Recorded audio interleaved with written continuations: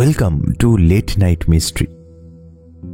প্রথমেই আপনাদের সকলকে অনেক অনেক ধন্যবাদ আমাদের 10,000 সদস্যের 10,000 না 12,000 সদস্যের পরিবার করে তোলার জন্য। আপনাদের ভালোবাসায় আমরা আরও এগিয়ে যাব আশা রাখি। এর আগে আমরা অনেক গল্পই শুনিয়েছি আপনাদের, তার বেশিরভাগ গল্পই আপনাদের থেকে অনেক অনেক ভালোবাসা পেয়েছে।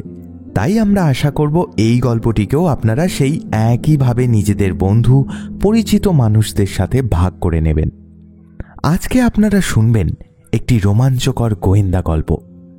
গল্পের মধ্যে কি রয়েছে জানতে গেলে আপনাদের শুনতে হবে আমাদের আজকের গল্প, লেখিকা সুদেষ্ণা মণ্ডলের কলমে রক্তের দাগ।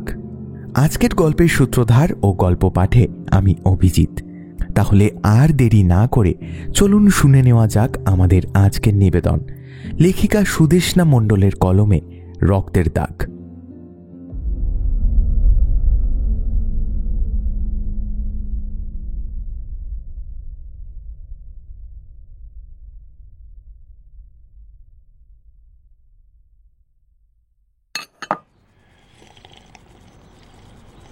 সকালের চা খেতে খেতে খবরের কাগজটা খুব মনোযোগ সহকারে দেখছিল বিক্রম। একটু পরেই ও ট্রেন, সেই মতো সব কিছু গোছগাছ করে নিয়েছে। আবার এই অসময়ে কে ফোন করে কে জানে। একরাশ বিরক্তি সহকারে ফোনটা হাতে নেয় বিক্রম। দেখে ওর সিনিয়র ডিআইজি অরুণ সান্যাল ফোন করছেন। বিক্রম খবরের কাগজটা ভাঁজ করে রেখে তাড়াতাড়ি ফোনটা ধরে। Good morning sir. ওর কথার কোনো উত্তর না দিয়ে ফোনের ও প্রান্ত থেকে ডিআইজি অরুণ সান্যালের গম্ভীর গলা ভেসে এলো। হ্যাঁ বিক্রম, তুমি যত তাড়াতাড়ি সম্ভব অফিসে চলে এসো। ডিআইজি স্যারের জরুরি তলবের নিশ্চয়ই কোনো বিশেষ কারণ আছে, এই ভেবে বিক্রম বলল, ঠিক আছে স্যার, আমি এক্ষুনি আসছি।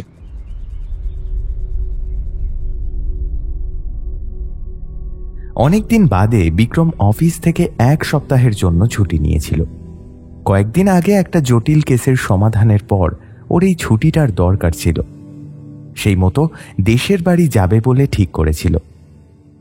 অফিসের কাজের জন্য ও কলকাতায় এই ফ্ল্যাটে একাই থাকে, আর ওর সঙ্গে একজন সবসময়ের কাজের লোক রামু থাকে। কলকাতায় থাকতে যাতে ওর কোনো অসুবিধা না হয় সেই জন্যই ওর মা রামুকে ওর কাছে পাঠিয়েছিল। সেই থেকে ওরা দুজনে এই ফ্ল্যাটে থাকে। অনেকদিন পর বাড়ির সব লোকজনেদের সাথে দেখা হবে ভেবে আনন্দ হচ্ছিল, তাই সবার জন্য পছন্দ মতো উপহার কিনেছিল। কিন্তু শেষমেশ ওর যাওয়া হবে না বলে বাড়িতে ফোন করে জানাবে ভাবল। তারপর কি মনে হতে আর ফোন করল না। ওর জায়গায় রামুকে একাই পাঠিয়ে দেবে ঠিক করল। প্রথমে তো রামু কিছুতেই রাজি হচ্ছিল না। বিক্রমের খাওয়া দাওয়ার কি হবে ভেবে রামু যেতেই চাইছিল না। তারপর বিক্রম ওকে বলে যে কটা দিন রামু থাকবে না সে কটা দিন হোটেল থেকে খাবার আনিয়ে নেবে। তাতে রামু যাওয়ার জন্য রাজি হয়। আর যেই ভাবা সেই কাজ। অফিসে যাওয়ার আগে রামুকে সব কিছু বুঝিয়ে দিল আর উপহারের প্যাকেটগুলোর উপরে সবার নাম লিখে দিল। তারপর চটপট তৈরি হয়ে নিয়ে গাড়িতে উঠে বিক্রম অনলকে ফোন করল। কিন্তু অনেকক্ষণ ফোন বেজে যাওয়ার পর ও প্রান্ত থেকে যান্ত্রিক গলার স্বর শোনা গেল। আপনি যে নাম্বারটিতে ফোন করছেন সেটি এখন উত্তর দিতে পারছে না, দয়া করে কিছুক্ষণ পর পুনরায় চেষ্টা করুন। ফোনটা রেখে দিয়ে কিছুক্ষণ পর আবার ফোন করতেই ও প্রান্ত থেকে অনলের গলা ভেসে এলো। Good morning sir. Sorry sir, আসলে একটু ব্যস্ত ছিলাম তাই ফোনটা ধরতে দেরি হলো। আপনি এই সময় ফোন করলেন? তুমি থামলে আমি বলতে পারি কেন ফোন করেছি। সরি স্যার, আপনি বলুন কেন ফোন করেছেন। তাড়াতাড়ি অফিসে চলে এসো, আমিও আসছি। স্যার আপনি তো ছুটি নিয়েছিলেন, তাই তো আমি যেটা বললাম আপাতত সেইটা করো, বাকি সব কিছু অফিসে এলেই জানতে পারবে। আর দেরি করবে না। ঠিক আছে স্যার। বিক্রমের ফোনটা রেখে দিয়ে অনল মনে মনে ভাবে, এবার কি হবে? অফিসে না গেলে চাকরি থাকবে না, আর বউয়ের কথা মতো আজকে রান্না না করলে যে বাড়িতে আর থাকার জায়গা হবে না। হে ভগবান, এখন আমি কোন দিকে যাব?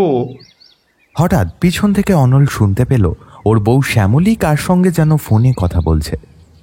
জানো মা, আজকে ও আমাকে সারপ্রাইজ দেবে। হ্যাঁ, আজকেও বলেছে আমাকে নিজের হাতে রান্না করে খাওয়াবে। ও প্রান্তের কোনো কথাই অনল শুনতে পেল না, কিন্তু এটা ভালোই বুঝলো যে সকাল সকাল শ্যামলী যার সঙ্গে কথা বলছে সে আর কেউ নয়, ওর শাশুড়ি মা ননিবালা দেবী। এই মহিলাকে অনল একটু সামলেই চলে। কখন কোন কথা ধরে কি বলবেন বোঝা বড় মুশকিল। আজ পর্যন্ত তো ওনার মেয়েকেই বুঝতে পারল না অনল, আর উনি তো তার মা। অনল এমনিতেই শান্তশিষ্ট প্রকৃতির। বাবা মা ছোটবেলাতেই মারা গেছে, সেই থেকে মাসি মেশোর কাছেই মানুষ। তারাও 2 বছর হলো পৃথিবীর মায়া ত্যাগ করে চলে গেছেন। চাকরি পাওয়ার পর এই ফ্ল্যাটটা ও কিনেছিল। ওদের আপনজন বলতে শুধু শ্যামলীর বাবা মা। শ্যামলী বাবা মায়ের একমাত্র সন্তান, আর ওর কোনো জেঠু কাকুও নেই। তাই ওনারাই মাঝে মাঝে আসেন ওদের ফ্ল্যাটে, কয়েকদিন ওদের সঙ্গে থেকে আবার ওনারা নিজেদের বাড়ি চলে যান। শ্যামলীর কথা বলা হয়ে গেলে অনল ওকে বলল, শোনো, আমাকে এক্ষুনি অফিস যেতে হবে। তাহলে রান্নার কি হবে? আমি তোমার জন্য চিলি চিকেনটা করে ফেলেছি, আর ভেটকির পাতুরিটা না হয় অন্য একদিন খাবো। আচ্ছা, ঠিক আছে। শ্যামলী তার কথা চুপচাপ মেনে নেওয়ায় অনল তাড়াতাড়ি তৈরি হয়ে স্কুটিটা নিয়ে বেরিয়ে পড়ল। শুধু বাড়ি থেকে বেরোনোর সময় মনে মনে একবার ভগবানকে ডেকে নিয়ে বলল, আজকে যেন স্কুটিটা ঠাকুর ঠাকুর করে খারাপ না হয়ে যায়, তাহলে আজকেও পৌঁছাতে দেরি হয়ে যাবে। স্কুটিটা এমনিতে ভালো, কিন্তু মাঝে মাঝে একটু গন্ডগোল করে। কতবার ভেবেছে এটা বিক্রি করে নতুন একটা নেবে, কিন্তু প্রতিবারই শ্যামলী বাধা দিয়েছে। এতে নাকি ওর বাবার সঙ্গে কাটানো অনেক স্মৃতি আছে। মাঝে মাঝে অনলেরও শ্বশুর মশাইয়ের জন্য খুব কষ্ট হয়। উনি আজ পর্যন্ত নিজের বউয়ের ওপর কোনো কথা বলতে পারেননি, আর ওনার মেয়েও হয়েছে মায়ের পুরো কার্বন কপি। কিছু বলতে গেলেই হুমকি দেয় বাপের বাড়ি চলে যাবে। যাই হোক, এত সব কিছু ভাবতে ভাবতে ও দিব্যি যাচ্ছিল, কিন্তু ভগবান মনে হয় ওর প্রার্থনা শোনেনি। তাই তো মাঝ রাস্তায় হঠাৎ ওর স্কুটিটা বন্ধ হয়ে গেল। অনেকবার চেষ্টা করেও কিছুতেই চালু করতে পারল না। অগত্যা ওটাকে ঠেলতে ঠেলতে কিছু দূর যাওয়ার পর একটা দোকান দেখতে পেয়ে সেই দোকানে স্কুটিটাকে ঠিক করিয়ে নিল। পুরো 2 ঘন্টা ধরে দাঁড়িয়ে থাকার পর যদিও বা স্কুটিটা ঠিক হলো, এবার নতুন ঝামেলা শুরু হলো খুচরো নিয়ে। ওর মোট হয়েছে 424 টাকা, কিন্তু ওর কাছে 500 টাকার নোট। আর ওই প্রথম খদ্দের, তাই দোকানদারের কাছেও খুচরো নেই। কিছুক্ষণ অপেক্ষা করলে দোকানদার কারোর থেকে চেয়ে আনতে পারবে, কিন্তু একেই অনেকটা দেরি হয়ে গেছে। এরপর যদি ও আরও অপেক্ষা করে তাহলে হয়তো আজকে ওর চাকরিটাই চলে যাবে। তাই বাকি টাকার মায়া কাটিয়ে ওই টাকায় দোকানদারকে মিষ্টি খেতে বলে অফিসের উদ্দেশ্যে রওনা দিল। আরও 1 ঘন্টা পর ও অফিসে এসে পৌঁছালো। অফিসে এসেই হন্তদন্ত হয়ে ভেতরে ঢুকে দেখল বিক্রম ওর ঘরে নেই। ও মনে মনে ভাবল, তার মানে এখনো মিটিং শেষ হয়নি, আমি বরং এখানেই অপেক্ষা করি। আজকে কপালে কি আছে কে জানে। ডিআইজি স্যারের ফোন পাওয়ার 1 ঘন্টার মধ্যেই বিক্রম চলে এসেছিল। এখনও ডিআইজি অরুণ সান্যালের চেম্বারে বসে আছে, কিন্তু অনলের আসতে দেরি হচ্ছে দেখে বিক্রম মনে মনে ওর ওপর বেশ রেগেই গেল। বিক্রম মনে মনে ভাবল, আজকের মিটিংটা অত্যন্ত জরুরি বলার পরেও অনল সঠিক সময় এসে পৌঁছাতে পারলো না। কি এমন মহান কাজ করছে কে জানে। তারপর এসে তো একগুচ্ছ অজুহাত শোনাবে। ওর এইসব ভাবনার মাঝেই ডিআইজি অরুণ সান্যাল ওনার ঘরে প্রবেশ করলেন। হাতে বেশ কয়েকটা ফাইল দেখে বিক্রম ভাবল এগুলো হয়তো ওই কেস সংক্রান্ত ফাইল। বিক্রম ওনার মুখের দিকে তাকিয়ে দেখল উনি যেন আজকে অন্য দিনের থেকে একটু বেশি গম্ভীর হয়ে আছেন।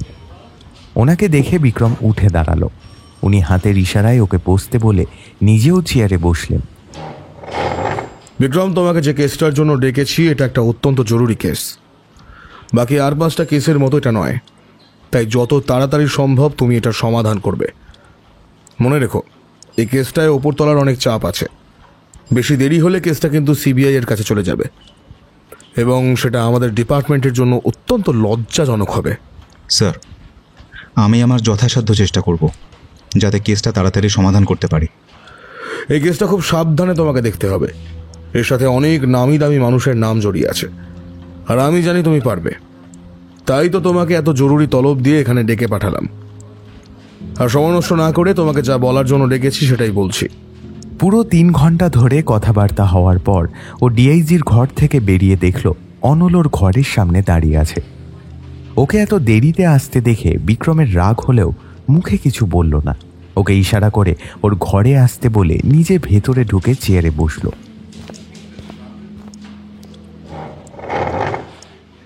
স্যার আসবো? হ্যাঁ, এসো। ভেতরে ঢুকে অনল কিছু একটা বলতে যাচ্ছিল, কিন্তু ওকে বলতে না দিয়ে বিক্রম বলল, তুমি আগে ঠিক করো, কাজ করবে নাকি একেবারে ছুটি নিয়ে নেবে। অনল ঠিক এই ভয়টাই পাচ্ছিল। ও অফিসে এসে শুনেছে আজকের মিটিংটা খুব জরুরি ছিল, আর মিটিংটা চলেছে পুরো 3 ঘন্টা ধরে। বিক্রমের মুখটা দেখে ও কোনো রকমে ঢোক গিলে বলল, স্যার আমি খুবই দুঃখিত দেরি করে আসার জন্য। শোনো, ওসব দুঃখ পেয়ে কোনো লাভ নেই। যেটা জিজ্ঞেস করলাম সেইটার সরাসরি জবাব দাও, কারণ এটা অত্যন্ত জটিল আর জরুরি একটা কেস। এটা সঠিকভাবে তাড়াতাড়ি সমাধান করতে হবে, আর তার জন্য সঠিক সময় অফিসে আসতেও হবে। তুমি যদি এই রকম দেরি করো তাহলে আমি এই কেসে তোমার জায়গায় অন্য কাউকে আমার অ্যাসিস্ট্যান্ট হিসেবে নেব। না স্যার, এইরকম আর হবে না। ঠিক আছে। স্যার বলছিলাম, ডিআইজি স্যার কেন ডেকেছিলেন? তার আগে তুমি বলো তো, কি এমন মহান কাজ করছিলে যে সঠিক সময় অফিসে আসতে পারলে না? সে অনেক কথা স্যার, অনেকটা সময় লাগবে, পরে বলবো। এখনই বলো। আসলে স্যার আপনি ছুটি নিয়েছিলেন, তাই আমারও কোনো কাজ ছিল না। এই জন্য বউকে বলেছিলাম আজকে একটু আমি নিজের হাতে রান্না করে ওকে খাওয়াবো। কিন্তু আপনার ফোন পেয়ে আমি আমার স্ত্রীকে বললাম আমাকে এখন অফিসে যেতে হবে, তাই আজকে শুধু চিলি চিকেন রান্না করেছি, ভেটকির পাতুরিটা অন্য একদিন করে খাবো। সব শুনে ও কিছু বললো না দেখে আমিও তাড়াতাড়ি স্কুটিটা নিয়ে বেরিয়ে পড়লাম। কিন্তু রাস্তায় কিছু দূর গিয়েই ওটাও দেখি বিগড়ে গেল। আর এমন এক জায়গায় বিগড়ালো যেখানে আশেপাশে কোনো দোকানও নেই। যাও বা একটা দোকান পেলুম, সে মিস্ত্রি গাড়ি সারাই কম আর বউয়ের ফোন ধরে বেশি। ওই করতে করতে অনেকটা দেরি হয়ে গেল। আর তারপরে খুচরোর সমস্যা।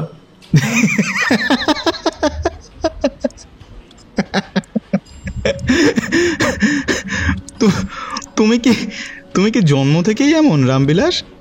বিক্রমের প্রশ্নের মানে বুঝতে না পেরে অনল ফ্যাল ফ্যাল করে তাকিয়ে থাকলো বিক্রমের দিকে। ওরকম করে তাকিয়ে না থেকে চেয়ারে বসো, আর আমাকে কোনো কৈফিয়ত দিতে হবে না। আমি বেশ বুঝতেই পারছি যে আজ সকাল থেকে তুমি অনেকগুলো সমস্যার সম্মুখীন হয়েছ। ওই জন্য বলি, কাউকে হঠাৎ করে কোনো কথা দেবে না, সে তোমার যত কাছের মানুষই হোক না কেন। পরিস্থিতি সবসময় তোমার অনুকূলে নাও হতে পারে। হ্যাঁ, এবার থেকে এই কথাগুলো মাথায় রাখবো স্যার। কিন্তু স্যার আপনার প্রশ্নের মানেটা তো ঠিক বুঝলাম না। ছাড়ো ওসব কথা এখন ছাড়ো, পরে কখনো সময় পেলে তোমাকে বোঝাবো। এখন একটা নতুন কেস এসে উপস্থিত হয়েছে, সেটা মন দিয়ে শোনো। ঠিক আছে স্যার, বলুন। তার আগে একটা ডায়েরি আর একটা পেন নিয়ে এসো। যা যা লিখতে বলবো সেগুলো পরপর ডায়েরিতে লিখে রাখবে। ঠিক আছে স্যার। বউবাজারে যে সেন অ্যান্ড জুয়েলার্স আছে, ওখানে কাল রাতে চুরি হয়েছে। স্যার, চুরির কেস লোকাল থানায় না গিয়ে সোজা ডিআইজি স্যারের কাছে চলে গেল? উফ, এই তোমার এক দোষ। পুরো কথা না শুনে আগেই সিদ্ধান্তে চলে যাও। Sorry sir. শুধু চুরির কেস হলে ওটাকে লোকাল থানায় সামলে নিতে পারতো, এটা তো এতদিনে বুঝেছ। ডিআইজি স্যারের কাছে এসেছে, তার মানে আরও অন্য কোনো ব্যাপার আছে। এবার সেটা মন দিয়ে শোনো, আর আমার বলা যতক্ষণ না শেষ হবে ততক্ষণ মাঝপথে থামিয়ে আর কোনো উদ্ভট প্রশ্ন করবে না, ঠিক আছে? অনল আর মুখে কিছু বলল না, শুধু ঘাড় হেলিয়ে সায় দিল। বিক্রম আবার শুরু করলো, ওখানে শুধু চুরি হয়নি, তার সাথে ওখানে একটা খুনও হয়েছে। আর যে মেয়েটি খুন হয়েছে সে কোনো সাধারণ মেয়ে নয়, একজন খুব বিখ্যাত মডেল, তার নাম স্নেহা সেন। ম্যাগাজিনে ওর ছবি দেখে থাকবে হয়তো। আর সব থেকে আশ্চর্যের ব্যাপার হলো, এই চুরির ঘটনার ঠিক 2 ঘন্টা আগে একটা ফ্যাশন শো থেকে হঠাৎ সে নিখোঁজ হয়ে গিয়েছিল। আর ওকে যখন পাওয়া যায় তখনও মৃত। তাহলে বুঝতেই পারছো কেসটা অতটা সাধারণ নয় যতটা তুমি ভাবছিলে।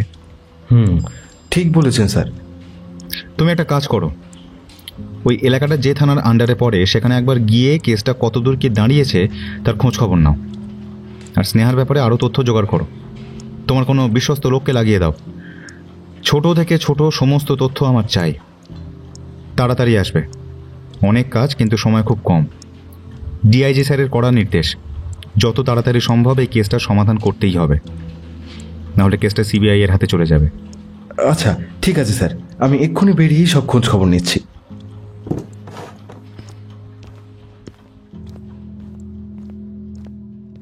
অনল চলে গেলে বিক্রম ডিআইজি স্যারের দেওয়া ফাইলগুলো আবার ভালো করে দেখতে লাগলো।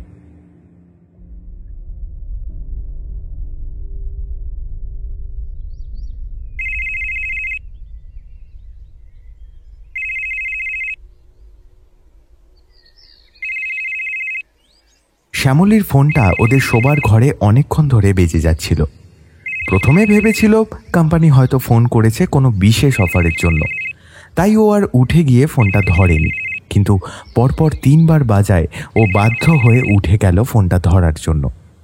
ফোনটা ধরতেই ও প্রান্ত থেকে ওর মায়ের গলা ভেসে এলো। কি রে শালু, তুই এতক্ষণ পরে ফোন ধরলি? কিছু করছিলিস নাকি? হ্যাঁ, আরে এই সবে খেতে বসেছিলাম, আর ফোনটা শোবার ঘরে রাখা ছিল, তাই উঠে এসে ধরতে দেরি হলো। ও তা তুই খেয়ে নে, আমি পরে ফোন করছি। না মা, আমি খেতে খেতেই কথা বলছি। এমনিতেও তো একা একা খাচ্ছিলাম, তোমার সাথে কথা বললে ভালো লাগবে।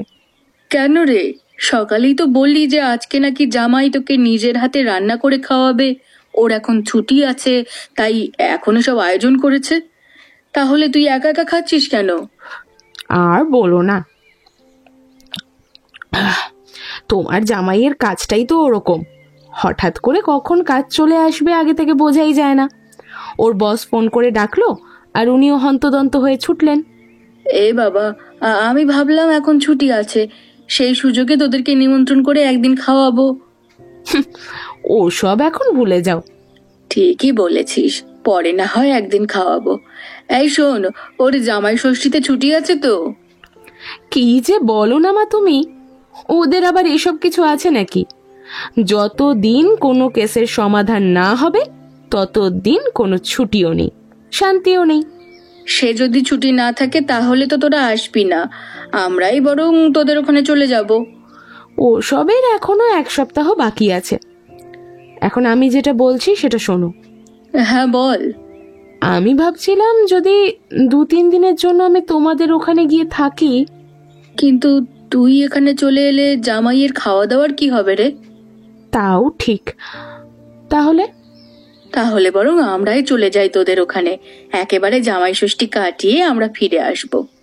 আচ্ছা তাই করো তাহলে। ফোনটা রেখে দিয়ে শ্যামলী খাওয়ার প্লেটগুলো রান্নাঘরের বেসিনে রেখে দিল। ঘড়ির দিকে তাকিয়ে দেখল 3টে বাজে, তাই ও ঠিক করলো এখন আর ঘুমাবে না। সময় কাটানোর জন্য ফেসবুক দেখতে লাগলো। ফেসবুকটা স্ক্রোল করতে করতে হঠাৎ একটা পোস্টে এসে ও থমকে গেল। খুব মন দিয়ে লেখাটা পড়ল। বিখ্যাত মডেল স্নেহা সেনের রহস্যজনক মৃত্যু। পুরো খবরটা পড়ার জন্য পোস্টটায় ক্লিক করলো, তারপর লেখাটা পড়তে শুরু করলো। কাল রাতে একটা ফ্যাশন শো থেকে হঠাৎ করেই স্নেহা উধাও হয়ে গিয়েছিল।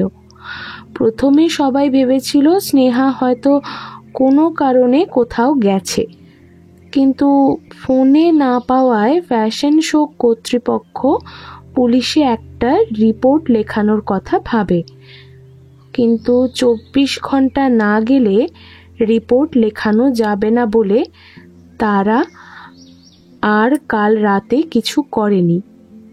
আজ সকালে একটা গয়নার দোকানে ওর মৃতদেহ পাওয়া যায়। খবরটা এতটা পড়েই শ্যামলী পুরো অবাক হয়ে গেছে। শ্যামলীর খুব পছন্দের মডেল ছিল স্নেহা। ওর সব সাক্ষাৎকার খুঁটিয়ে পড়ত। এই তো কয়েকদিন আগেও স্নেহার একটা সাক্ষাৎকার বেরিয়েছিল, ও নাকি এবার সিনেমা করবে। তার এরকম হঠাৎ মৃত্যুতে হতবাক হওয়াটাই স্বাভাবিক। ও একবার অনলকে ফোন করল, কিন্তু রিং বেজে বেজে ফোনটা কেটে গেল। ফাইলগুলো দেখতে দেখতে বিক্রমের অনেকগুলো জায়গায় খটকা লাগলো। ও তাই ঠিক করলো সব শুরু থেকে খোঁজ খবর নেবে। তাই ও ওর পুরনো এক বিশ্বস্ত লোককে ফোন করলো। কিছুক্ষণ ফোন বেজে যাওয়ার পর ও প্রান্ত থেকে তার গলা শোনা গেল। নমস্কার স্যার, কেমন আছেন? আমি ভালো আছি, তো তুই কি করছিস আজকাল? এই তো স্যার, আপনার দয়ায় ভালোই আছি। চাউমিনের দোকানটাও এখন ভালোই চলছে। বাহ, বেশ বেশ। শোন, আমার একটা কাজ করতে হবে। হ্যাঁ হ্যাঁ স্যার, বলুন। কতগুলো ফটো পাঠাচ্ছে বুঝলি, এদের ব্যাপারে সমস্ত খবর, মানে ভূত ভবিষ্যৎ বর্তমান সব কিছু আমার জানা চাই। আর এখন থেকে এদের উপর নজরও রাখতে হবে, কে কখন কোথায় যাচ্ছে, কি করছে, সব কিছু। হ্যাঁ হ্যাঁ স্যার, আমি বুঝতে পেরেছি, আপনি কোনো চিন্তা করবেন না। ফোনটা কেটে দিয়ে বিক্রম রঘুকে ছবিগুলো পাঠিয়ে দিল। রঘুর সাথে বিক্রমের পরিচয়টা খুব অদ্ভুতভাবে হয়েছিল। একদিন বিক্রম অনেক রাত করে বাড়ি ফিরছিল। তখন সবে সবে এই ফ্ল্যাটে এসেছে। সঙ্গে গাড়ি না থাকায় অফিসের গাড়ি ওকে রাস্তার মোড় পর্যন্ত ছেড়ে দিয়ে গেছে, বাকিটা হেঁটেই ফিরছিল। হঠাৎ অনেকগুলো লোকের চিৎকার চেঁচামেচি শুনে সেদিকে এগিয়ে গিয়ে দেখে পাড়ার কতগুলো লোক একটা ছেলেকে ধরে বেধড়ক মারছে। ছেলেটা নাকি চুরি করতে গিয়ে ধরা পড়েছে। সেদিন কোনো রকমে ওই লোকগুলোকে শান্ত করে নিজের পরিচয় দিয়ে ওদের হাত থেকে ওকে ছাড়িয়ে নিজের ফ্ল্যাটে নিয়ে এসেছিল। বিক্রম যে পুলিশ সেটা শুনে রঘু প্রথমে তো খুব ঘাবড়ে গিয়েছিল, কিন্তু থানায় না নিয়ে গিয়ে নিজের ফ্ল্যাটে নিয়ে আসায় একটু অবাক হয়েছিল। এরপর বিক্রম ওকে জিজ্ঞেস করেছিল, এই লাইনে তো তুই নতুন, কতদিন হলো এসেছিস, আর হঠাৎ এই লাইনেই বা কেন? বিক্রমের প্রশ্ন শুনে প্রথমে রঘু চমকালেও কিছুক্ষণ পর ধীরে ধীরে বলেছিল, বাড়িতে অসুস্থ মা আছে, বাবা নেই, একটা ছোট বোন আছে। তাই তুই সব ছেড়ে চুরি করবি? অনেকদিন ভালো করে খাওয়া দাওয়া হয়নি স্যার, মায়ের ওষুধ কেনার টাকা নেই, তাই। কোনো কাজ করতে পারতিস? কেউ কাজ না দিলে কি করব স্যার? কেউ কাজ দিলে করবি? রঘু মুখে কিছু না বলে শুধু ঘাড় নেড়েছিল। বিক্রম কিছু টাকা ওর হাতে দিয়ে বলেছিল, এনে এই টাকাগুলো নিয়ে এখন বাড়ি যা, ওষুধ খাবার সব কিনে নিস, আর কালকে আমার কাছে একবার আসবি, মনে থাকবে তো? হ্যাঁ হ্যাঁ স্যার, মনে থাকবে। রঘু চলে যাওয়ার আগে বিক্রমকে বলল, একটা কথা জিজ্ঞাসা করব স্যার। কি বল? আপনি কি করে জানলেন আমি এই লাইনে নতুন? দুটো কারণে জেনেছি। প্রথমত, এই সন্ধেবেলায় সচরাচর কোনো ওস্তাদ চোর চুরি করবার বোকামি করে না, যেখানে বাড়িতে লোক রয়েছে। দ্বিতীয়ত, তুই যদি ওস্তাদ হতিস তাহলে এত সহজে ধরা পড়তিস না। যা, এবার বাড়ি যা।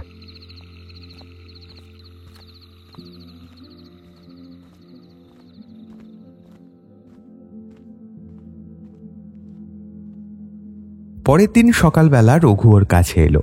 ও রঘুকে নিয়ে যায় একটা রেস্টুরেন্টে। এই রেস্টুরেন্টটা ওর বন্ধুর হওয়ায় সেখানে বলে ওকে কাজে ঢুকিয়ে দেয়। তার সাথে এটাও বলে, এখানে মন দিয়ে কাজ করবি, আর আমি যখন ফোন করে ডাকবো তখন চলে আসবি। কথা শেষ করে ওর হাতে একটা ফোন ধরিয়ে দেয়। তারপর দেখতে দেখতে 5 বছর কেটে গেছে। এখন রঘু নিজেই একটা ফাস্ট ফুডের দোকান খুলেছে। আর বিক্রম যখন যার খবর জোগাড় করতে বলেছে তখনই সেটা জোগাড় করে এনে দিয়েছে।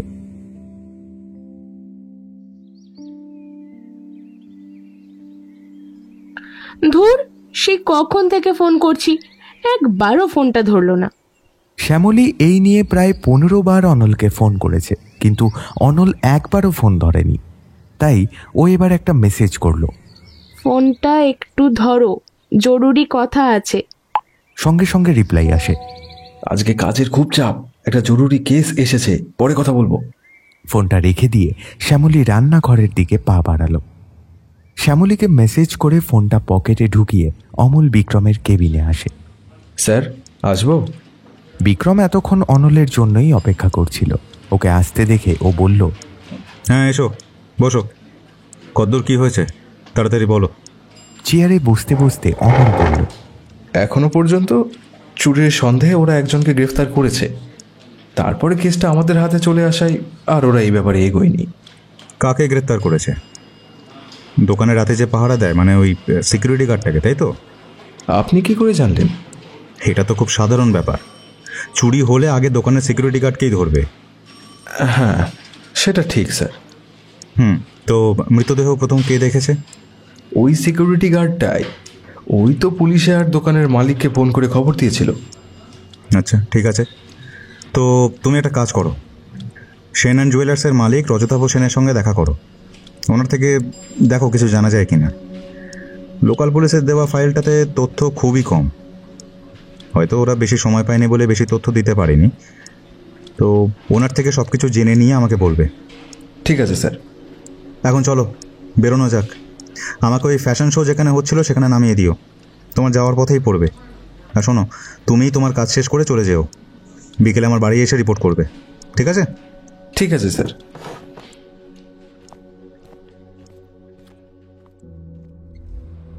ওরা দুজনে গাড়ি করে বেরিয়ে গেল। প্রায় 3 ঘন্টা গাড়িতে যাওয়ার পর ওদের গাড়িটা কলাকৃত অডিটোরিয়ামের সামনে এসে দাঁড়ালো।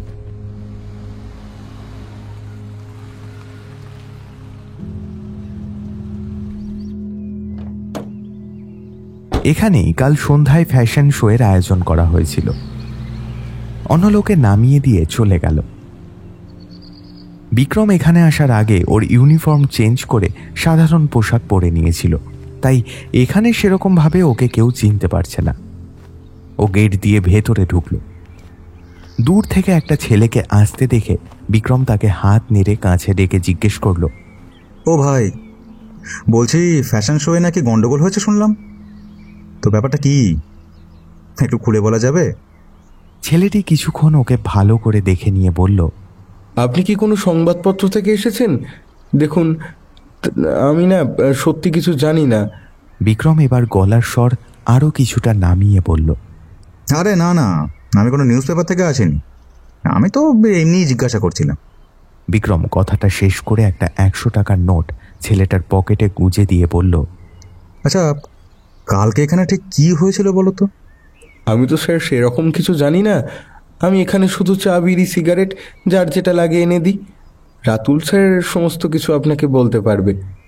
রাতুল কে? উনি কুশল স্যারের ম্যানেজার, উনি এই সব কিছু দেখভাল করেন। আচ্ছা, তাকে কোথায় পাওয়া যাবে? এখন তো উনি এখানেই আছেন স্যার।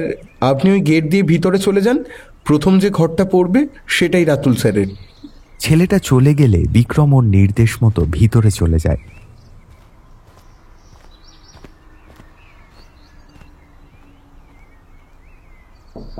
প্রথম ঘরের দরজায় টোকা দিতেই ভেতর থেকে গলার স্বর ভেসে আসে, ভিতরে আসুন। বিক্রমকে দেখে রাতুল প্রথমে অবাক হয়ে যায়, তারপর বিরক্ত হয়ে প্রশ্ন করে, আপনি কে? কোনো মিডিয়ার লোক নাকি? দেখুন, এখন কারোর সাথে কথা বলার মতো অবস্থা আমার নেই। এখানকার ম্যানেজার রাতুল দত্ত প্রথমে কথা বলতে না চাইলে বিক্রম ওর আইডি কার্ডটা দেখায়। সেটা দেখে রাতুল ওকে চেয়ারে বসতে বলে। ওর পরিচয় জানার পর আর না করার সাহস পায়নি। আমার আপনার কাছে কয়েকটা ব্যাপারে জিজ্ঞাসা ছিল। বলুন, কি জানতে চান? এই ফ্যাশন শোটা কারা আয়োজন করেছিল? তাদের ব্যাপারে যা যা জানেন সবটাই আমাকে বলুন। রাতুল জলের গ্লাসে একটা চুমুক দিয়ে রুমালে মুখটা মুছে বলতে শুরু করলো, এই ফ্যাশন শোটা রায় অ্যান্ড রায় গার্মেন্টস আয়োজন করেছিল। এই গার্মেন্টস কোম্পানিটার মালিক হচ্ছে মিস্টার কুশল রায়। আগে অবশ্য এটা ওনাদের পারিবারিক ব্যবসা ছিল, কিন্তু গত 2 বছর ধরে এটার একচ্ছত্র মালিক হচ্ছে কুশল বাবুই। 2 বছর আগে ওনাদের বাবা মানে হরিহরণ বাবু মারা যান। তারপরে ওনারা 2 ভাই কুশল আর কুন্তল দুজনে এই ব্যবসাটা ভাগাভাগি করে নেন। যদিও ওনারা সবাই এখনও ওই বাড়িতেই থাকেন, কারণ বাড়িটা ওনার মায়ের নামে, আর ননিবালা দেবী চান না ওনার ছেলেরা কেউ ওনার থেকে দূরে থাকুক, তাই ওনারাও সপরিবারে এখনও একসাথেই থাকেন। কুশলবাবুর একটি ছেলে রাহুল রায়, সেও নিজের পড়াশোনা শেষ করে এখন বাবার সাথে ব্যবসা সামলাচ্ছে। কুন্তলবাবুর একটি মেয়ে আছেন দিটি রায়, এই বছর সবে উচ্চ মাধ্যমিক পরীক্ষা দিয়েছে। তবে কুশলবাবুর ব্যবসা বেশ রমরমিয়ে চললেও কুন্তলবাবুর ব্যবসা 1 বছর ধরে ভালো চলছে না। এই জন্য দাদার কাছে সাহায্যও চেয়েছিলেন, কিন্তু সেরকম কোনো সুবিধা হয়নি। আর কি? থামলেন কেন, বলুন। এই ফ্যাশন শোটা কুশলবাবুর জন্য খুব জরুরি ছিল। এটা ঠিকঠাক হলে উনি একটা বিশাল বড় টাকার অর্ডার পেতেন, তাই এরকম একটা অঘটন ঘটে যাওয়ায় উনি খুব আঘাত পেয়েছেন। এর থেকে বেশি আর কিছু আমি জানি না। ম্যানেজারের সাথে কথা বলে আর বেশি কিছু জানা গেল না, কারণ রাতুল ঘটনার সময় স্টেজের সামনেই ছিল। তাই কখন কি করে স্নেহা এখান থেকে বেরিয়েছে সেটা ও জানে না। তাই বিক্রম জিজ্ঞেস করলো, সেদিন তাহলে স্নেহার নিখোঁজ হওয়ার খবরটা সবাই কি করে জানলো? আমাদের এখানকার একজন স্টাফ পুরো ঘটনাটা জানিয়েছিল। তাহলে তাকে একবার ডাকুন, আমি তার সাথে কথা বলবো। রাতুল ফোন করে কাউকে একটা ওর ঘরে আসতে বলল। কিছুক্ষণ পর একটা বছর 26-এর মেয়ে রাতুলের ঘরে প্রবেশ করলো। রাতুল ওকে দেখিয়ে বিক্রমকে বলল, স্যার, এ হলো মিতালি দাস। বিক্রম ঘাড় ঘুরিয়ে দেখল একটা ছিপছিপে চেহারার শ্যামলা বর্ণের মেয়ে ভয়ে জড়সড় হয়ে দাঁড়িয়ে আছে। ওকে দেখে বিক্রম বলল, তুমি এই চেয়ারটায় বসো। মেয়েটি আগের মতোই চুপচাপ দাঁড়িয়ে থাকলো। রাতুল আরও কিছু বলতে যাচ্ছিল, বিক্রম ওকে থামিয়ে দিয়ে বাইরে যেতে বলল। তুমি এই চেয়ারটায় বসো। মিতালি, ভয় পেও না, আমি শুধু কয়েকটা প্রশ্ন করব, তার ঠিক ঠিক উত্তর দাও। মিতালি শুধু ঘাড় নেড়ে সায় দিল। সেদিন তুমি ঠিক কি কি দেখেছিলে বলো তো? মিতালি এবার ধীরে ধীরে বলল, আমি যা দেখেছি সব পুলিশকে আগেই বলে দিয়েছি। তাও আমাকে আরেকবার বলো। আচ্ছা ছাড়ো, আমি তোমাকে একা করে প্রশ্ন করছি। প্রথমে বলো, তোমাকে এখানে কি কাজ করতে হয়? স্যার, আমার কাজ হচ্ছে যে সমস্ত মডেলরা র্যাম্পে হাঁটবে তাদের নামের একটা লিস্ট বানিয়ে সেই অনুযায়ী ওনাদের এক এক করে ডাকা। আচ্ছা, সেদিন স্নেহাকেও ডেকেছিলে? হ্যাঁ, আমি ওনাকে 10 মিনিট আগে একবার বলে গিয়েছিলাম। উনি তখন মেকআপ রুমের ভেতর থেকেই সাড়া দিয়েছিলেন। তুমি ভেতরে যাওনি? না, আসলে ম্যাডাম সবসময় দরজা বন্ধ রাখতেন, আর ওনার ঘরের ভিতরে যাওয়াটা উনি ঠিক পছন্দ করতেন না, তাই আমরা ঘরের বাইরে থেকেই ওনার সঙ্গে কথা বলতাম। আচ্ছা বেশ, তারপর আমি আবার স্টেজের সামনে চলে গিয়েছিলাম, কিন্তু অনেকটা সময় হয়ে গেলেও সেদিন যখন স্নেহা ম্যাডাম র্যাম্পে হাঁটার জন্য আসছিলেন না, তখন আমি ওনাকে আবার ডাকতে গিয়েছিলাম। তখন দরজা খোলা থাকায় আমি ভেতরে ঢুকে পড়ি, কিন্তু কি? কিন্তু উনি তখন কারোর সাথে ফোনে কথা বলছিলেন। আমাকে ঘরে দেখে খুব রেগে যান, চিৎকার করে আমাকে ঘর থেকে বেরিয়ে যেতেও বলেন। তারপর? আমি বেরিয়ে চলে যাই, সবটা ম্যানেজার স্যারকে জানাই। তারপর আমি আর উনি দুজনে আসি। আমরা এসে দেখি দরজা বন্ধ। তখন আমরা দরজায় ধাক্কা দিয়ে ওনাকে ডাকি। অনেক ডাকাডাকি করেও যখন দরজা খুললেন না, তখন ম্যানেজার স্যার দরজা ভেঙে ভেতরে ঢোকেন। কিন্তু ভেতরে গিয়ে দেখি স্নেহা ম্যাডাম ওখানে নেই, আর উনি যে ঘরটায় ছিলেন সেই ঘরের পেছনের দিকের দরজাটা খোলা ছিল। এর থেকে বেশি আর আমি কিছু জানি না। আচ্ছা, ফোনে কি কথা হচ্ছিল তুমি কিছু শুনেছিলে? না স্যার। আচ্ছা ঠিক আছে, তুমি এখন আসতে পারো, আর ম্যানেজার বাবুকে একটু পাঠিয়ে দাও।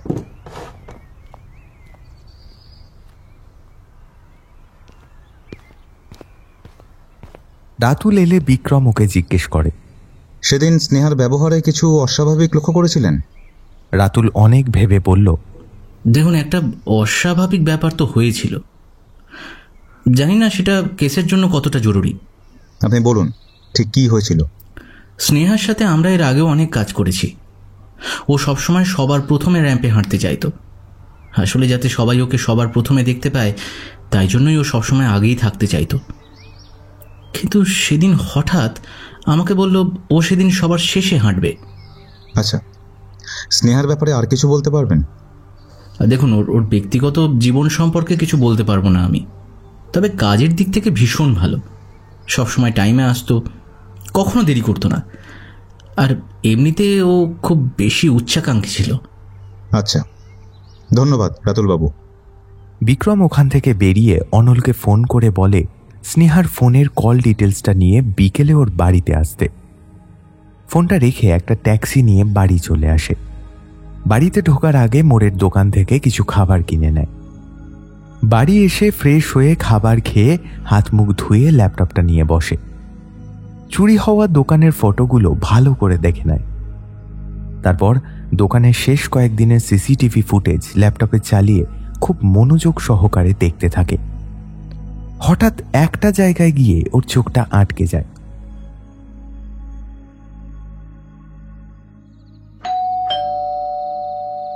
সন্ধ্যাবেলা কলিং বেলের আওয়াজ শুনে বিক্রম ল্যাপটপটা বন্ধ করে দরজা খুলতে গিয়ে দেখে অনল এসেছে। ওকে ভেতরে বসতে বলে বিক্রম রান্নাঘরে গেল কফি বানানোর জন্য। তারপর কফি নিয়ে এসে টেবিলে রেখে সোফায় এসে বসল। ওকে কফি বানাতে দেখে অনল জিজ্ঞেস করল, স্যার রামু কোথায়? কেন, ওর সাথে তোমার কোনো দরকার ছিল নাকি? না না স্যার, আপনি কপি করে নিয়ে এলেন না, তাই জিজ্ঞাসা করলাম। ও আচ্ছা, তাই বলো। ওকে একটু দেশের বাড়ি পাঠিয়েছি, 2-1 দিন পরেই চলে আসবে। স্যার তাহলে তো আপনার খাওয়া দাওয়াই খুব অসুবিধে হচ্ছে। আমাকে বললে আমি বাড়ি থেকে আপনার রাতের খাবারটা নিয়ে আসতাম। আরে ওসব কিচ্ছু করতে হবে না, আমি দোকান থেকে খাবার আনিয়ে নেব। স্যার একটা কথা বলবো? এতক্ষণ তো অনুমতি ছাড়াই কত কিছু বলে ফেললে, এখন আবার অনুমতি নিয়ে শুধু শুধু দেরি করছো কেন? তাড়াতাড়ি বলে ফেলো, কি বলতে চাও? অনল ঢোক গিলে বলল, আপনি একটা বিয়ে করে নিন স্যার, তাহলে আর দেখবেন কোনো অসুবিধে হবে না। অনলের কথা শুনে বিক্রম কিছুক্ষণ চুপ থেকে হা হা করে হেসে উঠে বলল,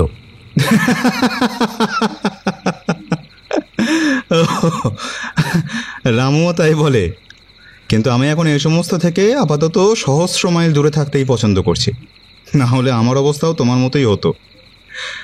তারপর বলো, কি কি খবর পেলে? স্যার দোকান থেকে অনেক টাকার গহনা চুরি হয়েছে, আর ওই সিকিউরিটিকে পুলিশ গ্রেফতার করে জেরা করছে, কিন্তু ওর খুব সহ্য ক্ষমতা। কেন? লোকাল থানায় ফোন করে জানলাম, পুলিশের জেরায় এত মার খেয়েও কিছুতেই মুখ খুলছে না, শুধু বারবার একটাই কথা বলে যাচ্ছে, ও কিছু নাকি জানে না। হয়তো ও সত্যি কথাই বলছে। মানে? অনলের প্রশ্নের উত্তর না দিয়ে বিক্রম আবার জিজ্ঞেস করল, আর কি খবর পেয়েছো?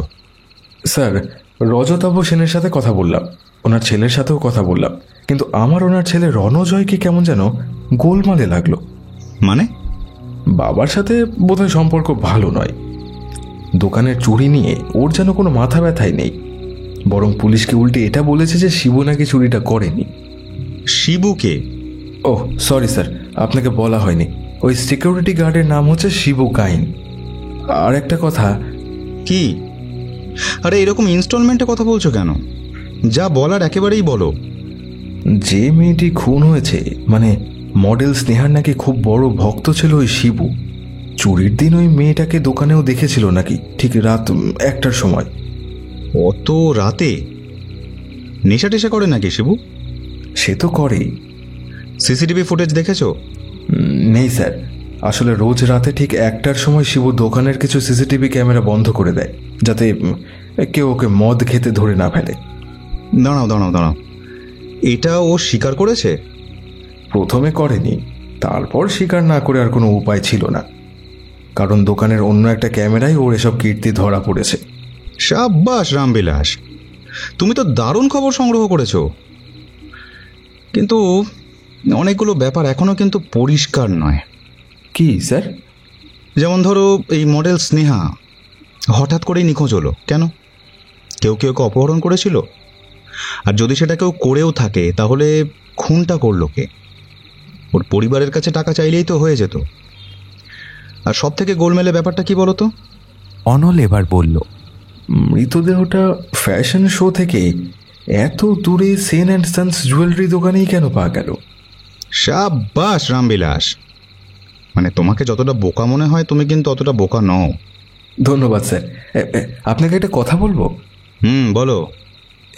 মানে আমি রামবিলাস নই, আমি জানি তুমি অনল, যার চেহারাটা মোটেই নয় গোল গোল। আচ্ছা, রজতাভ বাবুর থেকে গয়নার ফটোটা এনেছো? হ্যাঁ স্যার। অনল অনেকগুলো ছবি বিক্রমের হাতে দেয়। বিক্রম ছবিগুলো ভালো করে দেখে অনলকে জিজ্ঞেস করল, ছবিগুলো তুমি দেখেছো? হ্যাঁ স্যার। তোমার কোনো খটকা লাগেনি? অনল বড় বড় চোখ করে বলল, কেন স্যার, গয়নাগুলো নকল নাকি? আরে সেটা বলছি না, আর গয়নাগুলো নকল কিনা সেটা ছবি দেখে কি করে বলবো? তার জন্য তো গয়নাগুলো আগে উদ্ধার করতে হবে নাকি? তাহলে খটকাটা কি স্যার? খটকাটা হলো এই যে এখন তো বিয়ের মরশুম না, তা সত্ত্বেও রজতাভবাবু এতগুলো টাকার গয়না দোকানে কেন রেখেছিলেন? সাধারণত গয়নার ব্যবসায়ীরা বিয়ের মরশুমেই এত টাকার গয়না দোকানে রাখেন। তাহলে কি স্যার এত টাকার গয়না দোকানে রাখার পিছনে ওনার অন্য কোনো উদ্দেশ্য ছিল? মনে তো তাই হচ্ছে। তুমি একটা খোঁজ খবর নিয়ে দেখো তো ওনার ব্যবসা এদিনে কেমন চলছিল। ঠিক আছে স্যার। আর স্নেহাকে রজতাবু চিনতেন কিনা কিছু বলেছেন? না, উনি স্নেহাকে চিনতেন না। আর ওর মৃতদেহ ওনার দোকানে পাওয়ায় উনি খুব অবাকই হয়েছিলেন।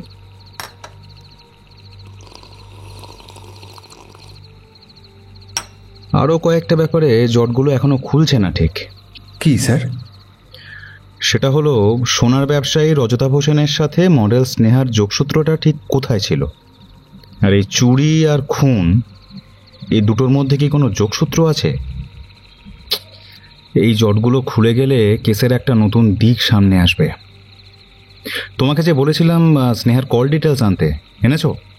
এই তো স্যার। কল ডিটেলসটা ভালো করে দেখতে গিয়ে বিক্রম দেখল ঘটনার দিন সন্ধ্যাবেলা একটা নাম্বার থেকে স্নেহাকে অনেকবার ফোন করা হয়েছিল। আরেকটা নাম্বারও রয়েছে যেটায় স্নেহাও অনেকবার ফোন করেছিল। নাম্বার দুটো অনলকে দেখিয়ে বলল, এই দুটো নম্বরের মালিকের খোঁজ করো। ফ্যাশন শোয়ের মেয়েটাও বলছিল স্নেহা কার সাথে নাকি সেদিন ফোনে কথা বলছিল। ঠিক আছে স্যার। অনল চলে গেলে বিক্রম দরজা বন্ধ করে আবার ল্যাপটপটা নিয়ে বসল। যেই জায়গাটায় ওর খটকা লাগছিল সেই জায়গাটা আবার ভালো করে দেখতে লাগলো। তারপর কি মনে হতে ফ্যাশন শোয়ের ম্যানেজার রাতুলকে ফোন করল। ফোনটা অনেকক্ষণ বেজে যাওয়ার পর ও প্রান্ত থেকে শুনতে পেল। হ্যাঁ নমস্কার স্যার, বলুন।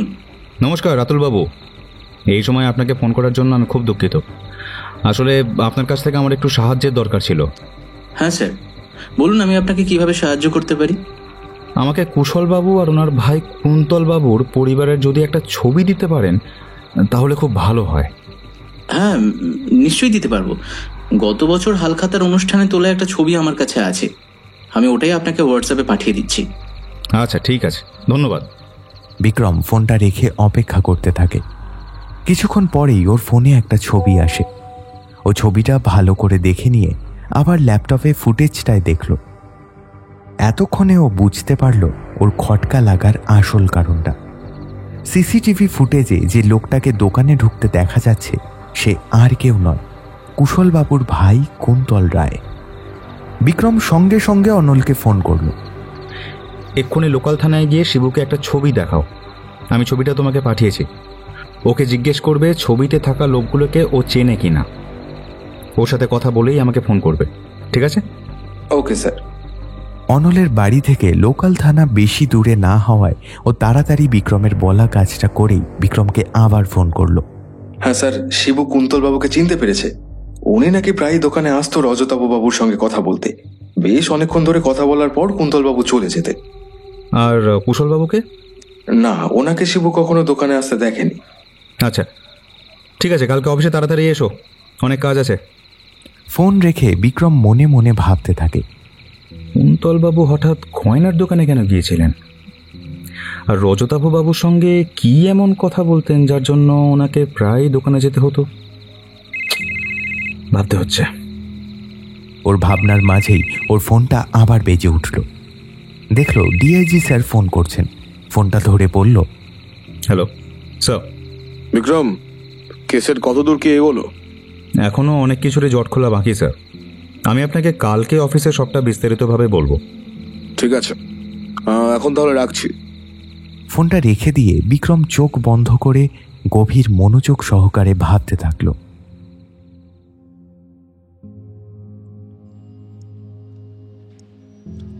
বিক্রম তাড়াতাড়ি অফিসে এসেই ডিআইজি অরুণ সান্যালের কেবিনে চলে গেল। অরুণবাবু আগে থেকেই ওর জন্য অপেক্ষা করছিলেন। ওকে ঘরে ঢুকতে দেখেই উনি বললেন, আরে এসো এসো, বসো, চেয়ারে বসো। তোমার জন্যই তো এতক্ষণ অপেক্ষা করছিলাম। বিক্রম চেয়ারে বসে কতগুলো ফাইল অরুণবাবুর দিকে এগিয়ে দিল। স্যার, এখনো পর্যন্ত অনেক তথ্যই জানতে পেরেছে, আবার অনেক তথ্য জানা বাকিও আছে। আপাতত দুটো খটকা আমার মাথায় ঘুরছে। ওই দুটোর একটাও সমাধান হলে এই কেসে নতুন একটা দিক খুলে যাবে। কি কি জানতে পারলে বলো তো শুনি। স্যার, প্রথমত আমি ওই ফ্যাশন শোয়ের ম্যানেজার রাতুল দত্তের সঙ্গে কথা বলে জেনেছি যে ওই ফ্যাশন শোটা Roy and Roy garments company organise করে। এই কোম্পানির মালিক কুশল রায় আর ওনার ভাই কুন্তল রায়ের সম্পর্কটা ইদানিং ভালো যাচ্ছে না। কুন্তল রায় নিজের ব্যবসার জন্য তার দাদার কাছে সাহায্য চায়, কিন্তু কুশলবাবু টাকা না দেওয়ায় কুন্তল ওনাকে হুমকিও দিয়েছিল। আর মডেল স্নেহা সেন ওদের সঙ্গে আগেও অনেক কাজ করেছে। স্নেহার উধাও হয়ে যাওয়াটা প্রথমে ম্যানেজার আর ওখানকার একজন কর্মচারী মিতালি, তারা দুজন লক্ষ্য করে। মিতালির কাজ হচ্ছে ওই কখন কোন মডেল র্যাম্পে হাঁটবে সেটা ঠিক করে দেওয়া। তো সেদিনও মিতালি স্নেহাকে ডাকতে গিয়ে দেখে যে ওর ঘরের দরজা বন্ধ। অনেক ডাকাডাকি করেও দরজা না খোলায় ও দরজা ভেঙে ভেতরে ঢুকে দেখে যে স্নেহা ওখানে নেই। এবার ওর ঘরের পেছন দিকে একটা দরজা আছে যেটা দিয়ে বাইরে বেরিয়ে যাওয়া যায়, সেই দরজাটা ছিল খোলা। ওরা তারপর স্নেহাকে অনেকবার ফোন করে, কিন্তু স্নেহা আর ফোন ধরেনি। আচ্ছা, তারপর? এখানে একটা খটকার বিষয় আছে স্যার। কি সেটা? আমি ম্যানেজার রাতুলের থেকে জানতে পেরেছি সেদিন নাকি স্নেহা সবার শেষে র্যাম্পে হাঁটতে চেয়েছিল, যেখানে ও সবসময় সবার আগে হাঁটতে চায়। এখন প্রশ্নটা হচ্ছে, স্নেহা হঠাৎ সেদিন সবার শেষে কেন হাঁটতে চেয়েছিল? আর একটা কথা স্যার। কি কথা? ওখানকার কর্মচারী মিতালির কাছ থেকে জেনেছি যে সেদিন স্নেহা নিখোঁজ হওয়ার আগে কারোর সাথে ফোনে কথা বলছিল। আমি কল ডিটেলস চেক করেছি, ওখানে দুটো নাম্বার আছে। একটাতে স্নেহা অনেকবার ফোন করেছে, আর একটা নাম্বার থেকে স্নেহাকে অনেকবার ফোন করা হয়েছে। দুটো নম্বরেরই মালিকের খোঁজ চলছে। কিছু জানতে পারলেই আপনাকে জানাবো। আর কোনো খবর পেয়েছো? না স্যার, গয়নার দোকানের মালিক রজতাভ সেনের সঙ্গে কথা বলেছি। উনি স্নেহাকে চিনতেন না। ইনফ্যাক্ট স্নেহার মৃতদেহ ওনার দোকানে পাওয়ায় উনি নিজেও ভীষণ টেনসড। সোনার দোকানের সিকিউরিটি গার্ড শিবুকে পুলিশ জেরা করেছে, কিন্তু এখনও পর্যন্ত সেই রকম কিছু জানা যায়নি। তবে এখানে আমার একটা খটকা আছে স্যার। কি খটকা বিক্রম? আসলে এখন বিয়ের মরশুম না হওয়া সত্ত্বেও রজতাভবাবু কেন অতগুলো টাকার গয়না নিজের দোকানে রেখেছিলেন, সেইটা একটা খটকার বিষয়। কারণ সাধারণত বিয়ের মরশুমেই অতগুলো টাকার গয়না কোনো ব্যবসায়ী তার নিজের দোকানে মজুত রাখে। তাহলে তুমি বলতে চাইছো এখন দোকানে অতগুলো টাকার গয়না রাখার পিছনে ওনার অন্য কোনো উদ্দেশ্য ছিল? স্যার, অ্যাকচুয়ালি সঠিক প্রমাণ না পাওয়া পর্যন্ত কোনো কিছুই বলা যাচ্ছে না। এখন শুধু সন্দেহের তালিকায় রাখছি। প্রমাণ ছাড়া আমরা কাউকে কিছু বলতে পারি না। আর কোনো খবর পেয়েছো? দোকানের সিসিটিভির ফুটেজ চেক করতে গিয়ে কুন্তলবাবুকে রজতবাবুর দোকানে ঢুকতে দেখেছি। পরে অবশ্য সিকিউরিটি গার্ড শিবুকে জিজ্ঞেস করে জেনেছি যে কুন্তলবাবু নাকি প্রায় রজতাভবাবুর সঙ্গে কথা বলার জন্য ওনার দোকানে যেতেন। এখন কুন্তলবাবুর যে অবস্থা, তাতে আর যাই হোক উনি গয়না কিনতে যে যেতেন না সেই বিষয়ে আমি পুরোপুরি নিশ্চিত। আর আমার খটকাটা ঠিক এইখানে, যে কেন এতবার রজতাভবাবুর সঙ্গে কুন্তলবাবু দেখা করতে যেতেন। মানে ওনারা কি এমন আলোচনা করতেন এতক্ষণ ধরে? কুন্তল রায় বা কুশল রায়ের সঙ্গে কথা বলেছো? না স্যার, আসলে একটা প্রমাণ না পেলে তো ওদের সরাসরি জেরা করা যাবে না, তাই সেটার জন্যই অপেক্ষা করছিলাম। এবার প্রমাণ পেয়ে গেছি, তো আজকেই যাব। ঠিক আছে, তবে যা করার সাবধানে আর তাড়াতাড়ি করবে, কারণ আমাদের হাতে সময় কিন্তু কম। হ্যাঁ স্যার, আমার মনে আছে। বিক্রম কথা বলা শেষ করে ডিআইজি স্যারের ঘর থেকে বেরিয়ে গেল। অনলকে ফোন করে বলল অফিসে না এসে সরাসরি কুশল রায়ের বাড়িতে চলে যেতে। ও কিছুক্ষণের মধ্যে ওখানেই আসছে। প্রায় 3 ঘন্টা পরে বিক্রমের গাড়িটা রায় ভিলার সামনে এসে দাঁড়ালো। গাড়ি থেকে নেমে অনলকে দেখতে পেল সে। এখানে আসার আগে বিক্রম কুশলবাবুকে ফোন করে দিয়েছিল, তাই উনি দারোয়ানকে বলেই রেখেছিলেন। ওদের দুজনকে দেখা মাত্রই দারোয়ান দরজা খুলে দিল। একজন কাজের লোক এসে ওদের ভেতরে নিয়ে গেল। কিছুক্ষণ পরে কুশলবাবু এলেন। বিক্রমই প্রথম কথা শুরু করলো। নমস্কার কুশলবাবু। হ্যাঁ নমস্কার, বলুন আপনি কি কি জানতে চান? আচ্ছা, আপনি স্নেহার ব্যাপারে কিছু বলতে পারবেন? দেখুন, আমার সঙ্গে ওর ব্যক্তিগত কোনো যোগাযোগ ছিল না, কাজের সূত্রেই যেটুকু চিনি। যেমন? কাজের জায়গায় অত্যন্ত মনোযোগী, সবসময় সঠিক সময়ে আসতো, কখনো দেরি করতো না, আর খুব উচ্চাকাঙ্ক্ষী। ব্যাস এটুকুই, আমি আর কিছু জানি না। এমনিতেই এই ঘটনায় আমার অনেক টাকার ক্ষতি হয়ে গেছে। আমার এখন মনের অবস্থা একদম ভালো নয়। আপনাদের কি আর কিছু জানার আছে? না, ঠিক আছে। আমি আপনার ভাই মানে কুন্তলবাবুর সাথে একটু কথা বলতে চাই। কেন? ও কি এর সঙ্গে কোনোভাবে যুক্ত? আপনার কি ওনার উপরে কোনো রকম সন্দেহ আছে? বিক্রমের কথা শুনে কুশলবাবু একটু অবাক হয়ে যায়। তারপর মাথা নেড়ে না বললে বিক্রম আবার বলে, আপনি আমাদের থেকে কিছু লুকোবেন না প্লিজ, সবটা সত্যি করে বলুন। আসলে কুন্তলের ব্যবসাটা একদম ভালো চলছিল না। কিছুদিন আগে কুন্তল আমার কাছে কিছু টাকা ধার চায় ওর ব্যবসার জন্য, কিন্তু এই ফ্যাশন শোয়ে আমি অনেক টাকা লাগিয়ে ফেলায় তখন ওকে টাকা দিতে পারিনি। সেটা নিয়ে আমাদের মধ্যে একটু কথা কাটাকাটি হয়েছিল, আর ও রেগে গিয়ে আমাকে বরবাদ করে দেবে বলে হুমকিও দেয়। এখন উনি কোথায়? ঘটনার দিন সকালে ব্যবসার কাজে কলকাতার বাইরে যাচ্ছি বলে বাড়ি থেকে বেরিয়েছিল। তারপর?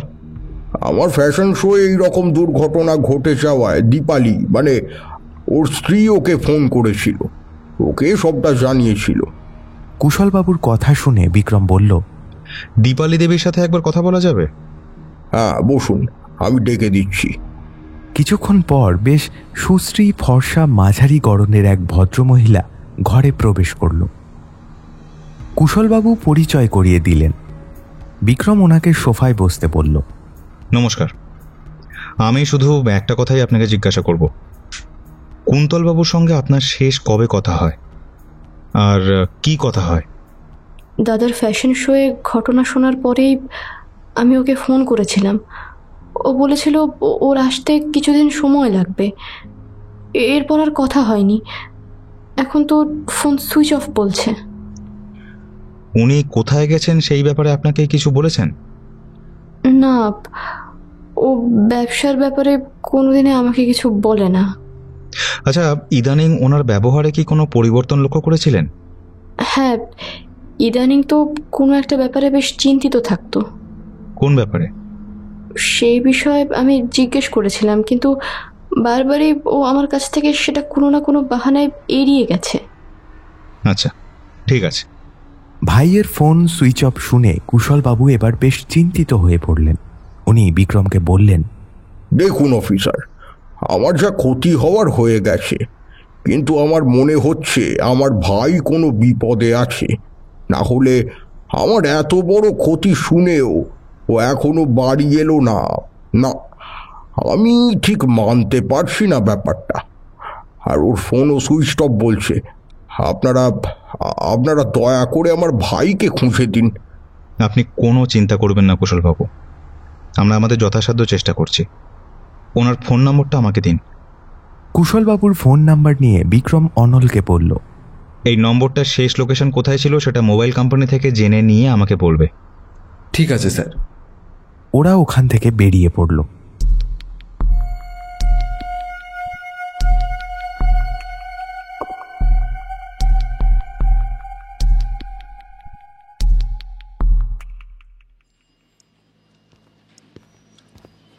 অনল বিক্রমের কেবিনে এসে বলল, স্যার, ওনার শেষ লোকেশন শিয়ালদা স্টেশন দেখাচ্ছে।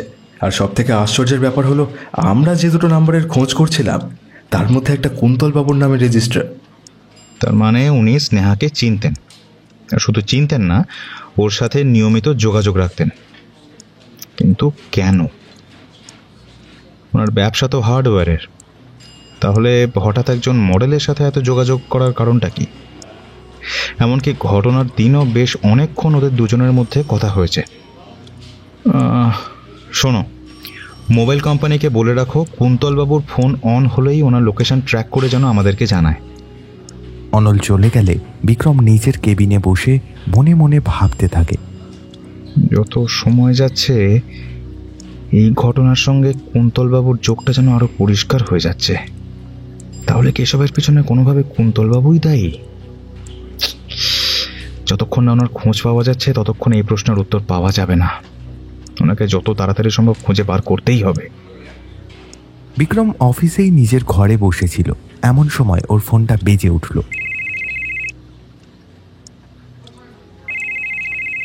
ফোনটা পকেট থেকে বার করে দেখলো রঘু ফোন করেছে।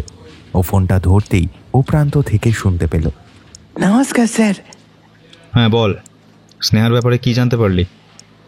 হ্যাঁ স্যার, মেয়েটা হেভি দিনরাত টাকা ওড়াতো স্যার। কদিন আগে একটা নতুন ফ্ল্যাট কিনেছিল, মাসখানেক আগে একটা নতুন গাড়িও কিনেছিল স্যার। নতুন ফ্ল্যাট কিনেছে যখন, তখন আগে কোথায় থাকতো কিছু খবর পেলি? হ্যাঁ, একটা মেয়েদের হস্টেলে থাকতো। তো হঠাৎ করে এত টাকা পেলে কোত্থেকে? কোনো জ্যাকপট লেগেছিল নাকি? ইদানিং একটা বড় লোকের ছেলের সাথে প্রেম করছিল স্যার, তারপর থেকেই হাতে চাঁদ পেয়ে গিয়েছিল। আরও একটা প্রেমিক ছিল আগে, তবে তার সাথে সম্পর্ক এখন আর নেই স্যার। কাদের সাথে প্রেম করতো? তাদের ব্যাপারে কিছু জানতে পারলি? না স্যার, একটু খোঁজ খবর করলে পেয়ে যাব, তার জন্য একটু সময় লাগবে স্যার। আরে সময়টাই তো নেই রে, একটু তাড়াতাড়ি কর। কাজ না করে শরীরে একেবারে জং ধরিয়ে ফেলেছিস। কি যে বলেন স্যার। স্নেহা সারাদিন কোথায় যেত, কি করতো, সেসব জানতে পেরেছিস? দিনের বেলা কাজ করতো আর সন্ধে নামলেই পার্টি ডিস্কো এসব করতো স্যার। ওখানেই তো ওর বড় লোক ছেলের সাথে আলাপ হয়েছিল। তারপর থেকেই তো পুরনো প্রেমিকের সাথে ঝগড়াঝাটি লেগেই থাকতো। পরে একদিন ছাড়াছাড়ি হয়ে যায়। এত খবর কোত্থেকে জানলি? ওই যে হোস্টেলে আগে স্নেহা থাকতো, সেখানেও রুমমেটের থেকে জেনেছি। বাহ, ভালো করেছিস। হ্যাঁ শোন, ওই দুজন প্রেমিকের খোঁজ খবর নিয়ে আমাকে কালকের মধ্যেই জানা। যা। ঠিক আছে স্যার। ফোনটা রেখে দিয়ে বিক্রম উঠতেই যাচ্ছিল, হঠাৎ অনল হন্তদন্ত হয়ে ওর কেবিনে ঢুকে বলে, স্যার, একটা খবর দেওয়ার ছিল আপনাকে। হ্যাঁ বলো। স্যার, কুন্তলবাবুর ফোনের লোকেশন ট্র্যাক করা গিয়েছে। উনি কিছুক্ষণের জন্য ফোনটা অন করেছিলেন ওই টাকা ট্রানজ্যাকশন করার জন্য অনলাইনে। ওনার ব্যাংক ডিটেলস থেকে আমি এটা জানতে পেরেছি উনি ওই অ্যাকাউন্টে পরপর 3 দিন টাকা ট্রান্সফার করেছেন। অ্যাকাউন্টটা কার? শিয়ালদা স্টেশনের কাছে একটা হোটেলের মালিকের। আমরা মালিককে ফোন করে জেনেছি কুন্তলবাবু এতদিন ওখানেই আছে। তাহলে আর অপেক্ষা করছো কেন? যাও তাড়াতাড়ি গিয়ে পাখি ধরো। বেশি দেরি করলে পাখি আবার ফুরুত না হয়ে যায়। ঠিক আছে স্যার।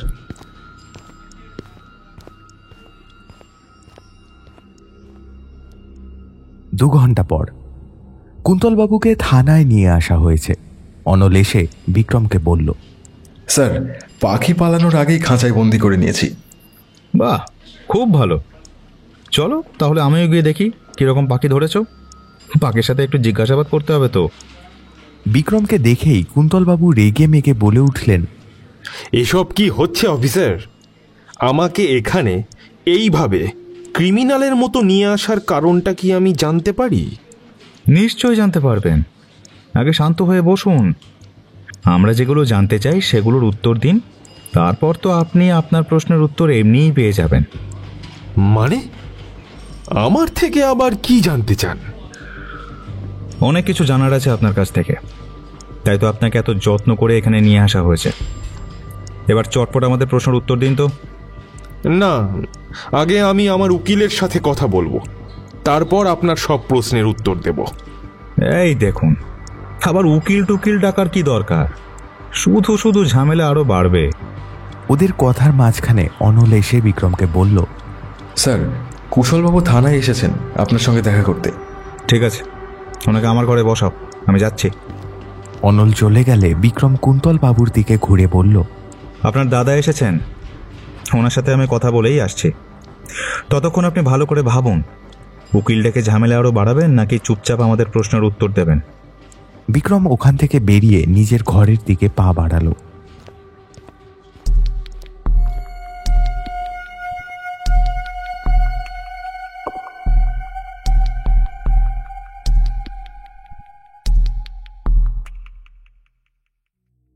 ধন্যবাদ আমাদের সঙ্গে থাকার জন্য। এতক্ষণ আপনারা শুনছিলেন লেখিকা সুদেষ্ণা মণ্ডলের কলমে রক্তের দাগ গল্পের প্রথম পর্ব। গল্পের দ্বিতীয় পর্ব আসবে খুব শীঘ্রই। ততক্ষণ অপেক্ষা করুন আর এই পর্বটি নিজেদের বন্ধু এবং পরিচিত মানুষদের সঙ্গে যত বেশি সম্ভব ভাগ করে নিন। আপনাদের ভালোবাসাতেই আমরা আগামী দিনে আরও অনেকটা পথ এগিয়ে যাব। আজকে আমাদের সঙ্গে ছিলেন এখন গল্প থেকে সুমন ও বড়সা, বং স্টোরি সার্কেল থেকে শুভদীপ নাথ, হররস্কোপ থেকে ইভান সরকার, বঙ্গিফাই অডিও স্টোরি থেকে আমি অভিজিৎ দত্ত বণিক, গল্পের জন্য থেকে সৌমেন, সাহিত্য সমাহার থেকে আকাশ, এছাড়াও পিয়ালি বর্ণিশা প্রীতম, বং চ্যাটার চ্যানেল থেকে দীপঙ্কর এবং কিংবদন্তি চ্যানেল থেকে সৌরভ রায়। আজকের গল্পের নাট্যরূপদানে ছিল বড়সা, গল্পের নির্দেশনা, পরিচালনা, পোস্টার ডিজাইন ও আবহ নির্মাণে শুভজিৎ বটব্যাল। শব্দ সংযোজনে ছিল কৃষ্ণ সাউ। ধন্যবাদ আপনাদের সকলকে আমাদের সঙ্গে থাকার জন্য। দেখা হচ্ছে পরবর্তী গল্পে। ততদিন সবাই ভালো থাকবেন, সবাই ভালোবাসায় থাকবেন। ধন্যবাদ। শুভরাত্রি।